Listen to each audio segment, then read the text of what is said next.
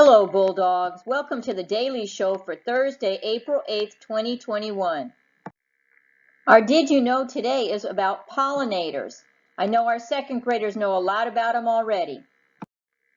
Pollinators carry pollen from the male part of a flower, the stamen, to the female part, the stigma, of the same or another flower. Pollen must be moved for the plant to become fertilized and produce fruits, seeds, and young plants. Did you know that according to the U.S. Park Service, about 1 out of every 3 bites of food exist because of these pollinators? Most people know that insects such as bees, wasps, moths, butterflies, and beetles are the most common pollinators. But there are as many as 1,500 species of vertebrates, such as birds and mammals, that are pollinators also. The black and white ruffed lemur is the biggest pollinator. We'll learn about him on tomorrow's show. Stay tuned for a video about pollinators. There are lots of pollinators, and they are all special. Pollinators come in many forms, and that diversity is critical to our food supply. Pollinators include the many species of bees, beetles, butterflies, flies, hoverflies, and other insects that gather pollen from plants when they feed. Birds and bats are also involved in pollination. Together, they are responsible for the reproduction of most flowering plants, including about 30% of our food crops. Do you know what you're seeing? A bee may not be a bee. Some pollinators are hard to sort out, so here are a few tips for sorting out the bee-like ones. Is it fuzzy?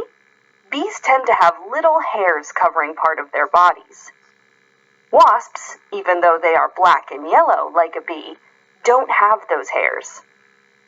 Bees can be black and yellow, mostly yellow, all black, bluish, even metallic green. Hoverflies look like little sweat bees, but are actually just flies. Is it hovering in place?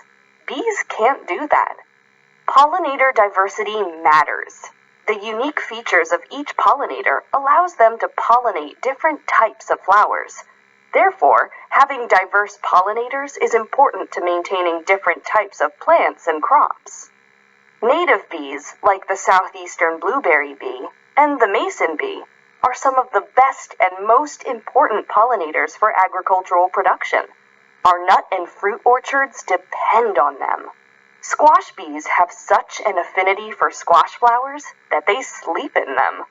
Bumblebees are the only pollinators strong enough to open the blooms of bottle gentian, a unique wetland plant.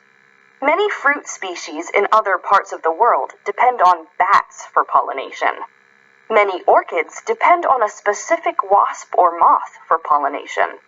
Learn more about pollinator identification and how to protect them at nativeplantsandpollinators.org. Today's lunch at Bing. A choice of a cheese or pepperoni pizza slice, bacon burger mac and cheese, corn, assorted fruit cup, fresh veggies with light ranch, and assorted low-fat milk. The weather. Today's temperature is expected to reach a sunny 81 degrees. That's all for today. Have a great day. How will you be a leader today?